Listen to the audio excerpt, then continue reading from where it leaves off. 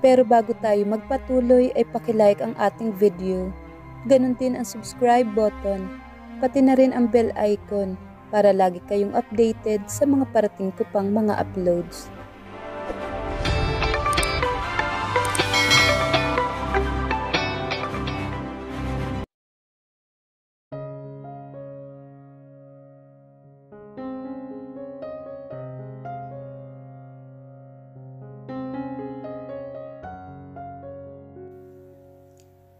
Pag-iisipan ko. My lawyer will come to your office tomorrow to discuss the merger. I really hope you accept my offer. Sa susunod na taon pa naman ako magre-retiro. Pero gusto kong makita na nasa mabuting kamay na ang kumpanya. Para naman mapanatag ako. Maaari ko siyang tulungan, Dad.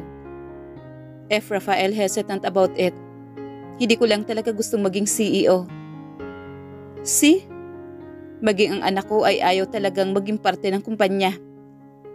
Natatawang wika naman ni Mr. Tantoco. I'll see you tomorrow, Rafael.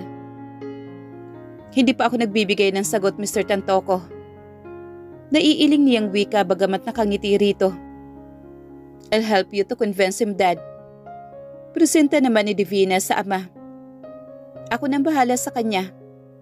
Are you sure? Tanong naman ni Mr. Tantoco sa anak.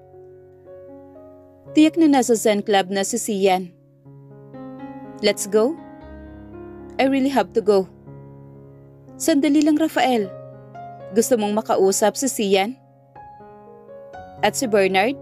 Hindi ba? Hawak ni Divina ang kamay niya papalabas ng function room ng hotel. Ang Zen Club na tinutukoy nito ay ang sikat na bar at restaurant na malapit lang sa Alonte Hotel. Na pag-aari naman ni Sian Alonte at ng anak nito. Sasakyan mo na lang ang gagamitin natin kung sandali lang naman tayo. Wala siya nagawa kung hindi buksan ang kotse para papasukin si Divina. 5 minuto lang ay nasa Zen Club na sila.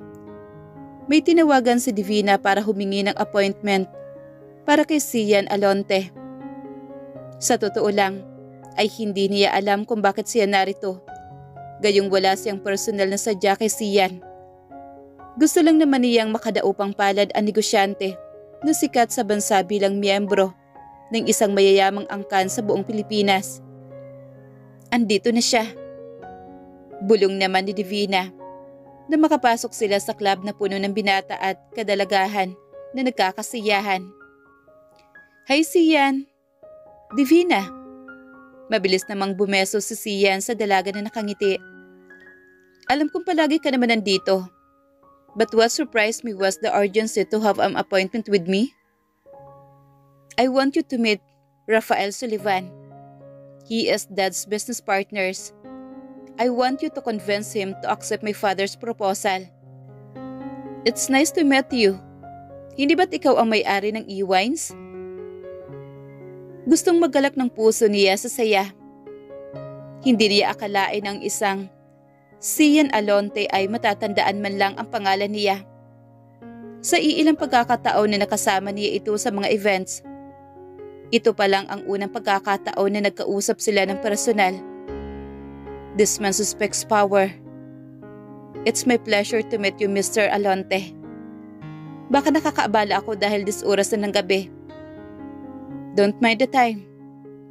When you're in my place. Nagsisimula pa lang ang gabi dito, Rafael. Gusto mo ba sa opisina ko? Iginiya siya ni Sian sa opisina nito. Hindi niya alam kung saan na si Divina dahil hindi naman ito sumunod. Nagutos naman si Sian sa waiter na magdala ng alak sa opisina nito. Ang totoo, don't have any business? I know, but it was nice meeting you. Nakita na kita kanina sa dinner party ni Uncle Hugo, pero kailangang umalis ni Bernard, kaya sumabay na ako. Mr. Tantoco wants to merge with my company. Do you know that? Hindi siya nag-alangan na magtanong dahil alam niyang magkaibigan naman ang dalawang pamilya. Hindi niya alam kung bakit nagtitiwala siya kaagad sa isang Alonte. Siguro ay may mahika nga ang mga ito para makuha kaagad ang loob ng kausap. A merger? You've got a good deal if you wanted to accept his proposal. Hindi ba masyadong matayog ang ambisyon na yon? Dinala niya sa labi ang kupeta na tinitikman ang alak na naserve ng waiter. Of course not. Success is a product of taking risks in your life. Kung hindi ka susugal, hindi ka mananalo. Kung hindi mo tataasan ang ambisyon mo, mas lalong hindi mo makakamit ang tuktok ng tagumpay. Marahan siyang tumango rito. Malaking kumpanya ang pag-aari ni Mr. Tantoco. Kapag nag-merge na ang kumpanya nila at siya ang magiging CEO, maituturing na siyang may-ari ng multi-billionaire company. Pinag-iisipan ko pa rin hanggang ngayon. Aniya, any tips of being a successful businessman? Tips number 1, be faithful to your wife. Isang mahinang tawa naman ang pinakawalan niya, pero nagpatuloy naman si Sian. Nothing is important than your wife. Madaling maging matagumpay at kumita ng maraming pera kapag nasimulan mo na. Totoo yun, Rafael. Kung gusto mong dumami ang kaalaman mo sa pagpapatakbo ng distillerhiya, kayang-kaya kang tulungan ni Uncle Hugo. Do you mean I should accept it? Kung kaya mong iwasan ang tukso na dala ni Divina, grab the opportunity. But I would tell you, that little brat was hard to ignore, considering this warning. I would never cheat on my wife. Paniniguro naman ni Rafael. At hindi ko rin sinasamahan ng ibang bagay ang tungkol sa trabaho. Then accept it. If you need anything more advice and words of wisdom, here's my card. Nagabot ito ng calling card sa kanya. Thank you so much, Mr. Alonte. You're welcome. Next time, we'll have a formal dinner with our wives. Sa palagay ko'y gusto mo nang umuwi sa asawa mo. Masaya siyang umuwi ng bahay pero pagdating roon ay patulog na si Cassandra. Agad niya itong binigyan ng mapusok na halik. You taste wine. Sita nito na nalasahan ang mga labi niya. Hindi ko natanggihan si Mr. Tantoco. Kanina pa bang tulog ang mga bata? Tanong niya sa pagitan ng paghalik sa pisngi at tainga nito. Kanina pa. Hindi mo na yata sila naabutang gising, Rafael. Kapag umaalis kay tulog pa sila. Madalas din ay tulog na ulit kapag dumarating ka. Babawi ako. Pangako. Naghapunan ka na ba? It's almost 12 midnight, love. I'd rather make love to you than have my dinner. Ibig sabihin, nagpalipas ka na naman ng hapunan, Rafael? Galit pang wika naman ni Cassandra sa kanya. Sa halip na magpaliwanag, ay binuhat niya ito at dinala sa kama. Agad na natanggal ni Rafael ang roba niyang suot saka bumaba kaagad ang halik sa dibdib niya. Tila ba nasa alapaap siya sa mga halik nito at sa bawat haplos nito. Masyado na itong abala sa distillerhiya na madalas ay ginagabi ng uwi dahil sa kabi-kabilang meeting. Gusto man niya itong tulungan sa pamamalakad, ay mas gusto ni Rafael na nakatutok siya sa kambal. Pero kapag nakalipat na ang mama niya sa bahay nila, ay pwede na niyang iwanan sandali ang mga anak para makatulong naman kay Rafael sa pagpapatakbo ng distillerhiya. Rafael, I missed you. Itinapat nito ang mukha sa kanya pero ang kamay nito ay abala sa pagtanggal ng sinturo nito. Sigurado ka bang hindi ka pagod? I'm strong like a bull. Nakalimutan mo na bang sa bukid ay mas mabigat ang trabaho ko? Pero doon ay hindi ka naman napupuyat. Who told you that? Hindi mo ba alam na napupuyat ako sa kakaisip ko sa'yo? Nambola ka na naman, Rafael. Isang malutong na halakak naman ang pinakawalan ni Rafael. It's been a month since the last time I made love to you. Ipagpaumanhin mo ang mga pagkukulang ko, mahal. Hindi naman umabot ng 1 buwan. But yes, make up for the lost time, Rafael. I will surely do. Inangkin nito muli ang mga labi niya nang maalis na nito ang lahat ng saplot nila sa katawan. Marahan ang mga kilos nito dahil sa pananabik. Siya man ay mabilis na nag-init ang katawan nang paikutin ni Rafael ang dila niya sa nipple niya. Pinagparte ng kamay nito ang hita niya para malaro ang pagkababae niya. Hindi niya napigilan ang mapaungol. Ilang sandali pa ay nanginginig na ang katawan ni Rafael sa ibabaw niya. Niyakap niya ang likod nito habang nakadapa sa ibabaw niya para habulin ang paghinga. Pupunta lang ako sa banyo. Uwi ka naman ni Cassandra na makabawi na sa tila panghihina niya. Be quick, love. I miss cuddling you. Mahina nitong usal bagamat nakapikit at nakadapa sa kama. Isa-isa niyang dinampot ang mga damit sa sahig bago pumunta sa banyo. Akala niya itulog na si Rafael na makabalik siya sa kama.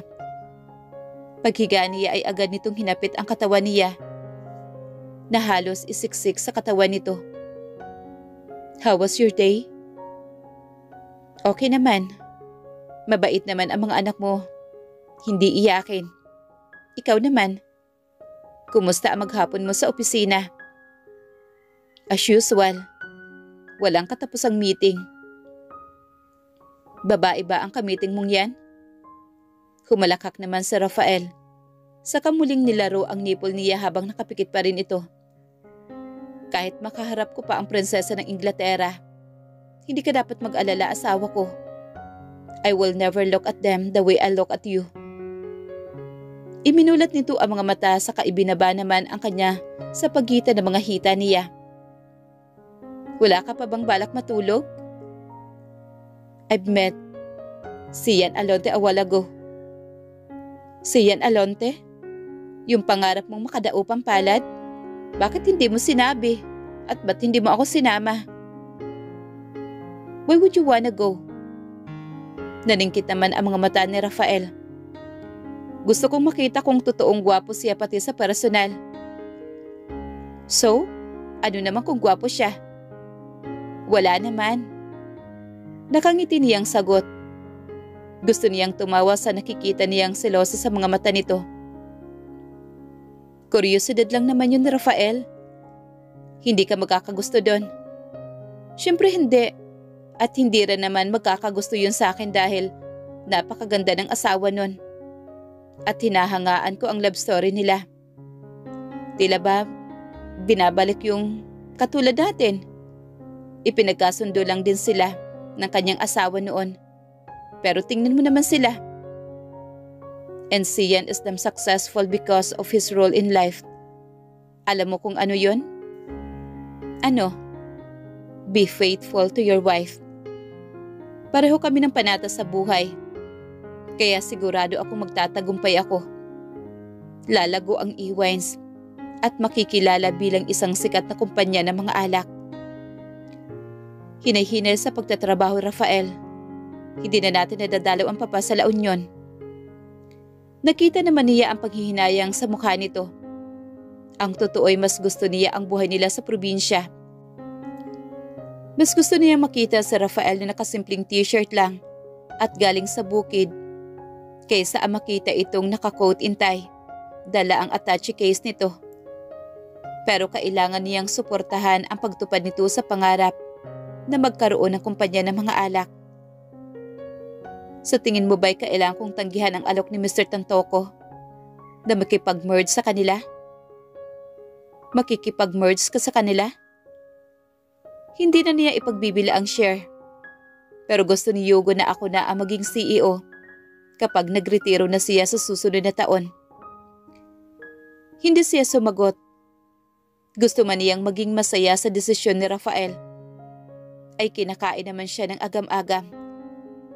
Wala na itong halos panahon sa bahay.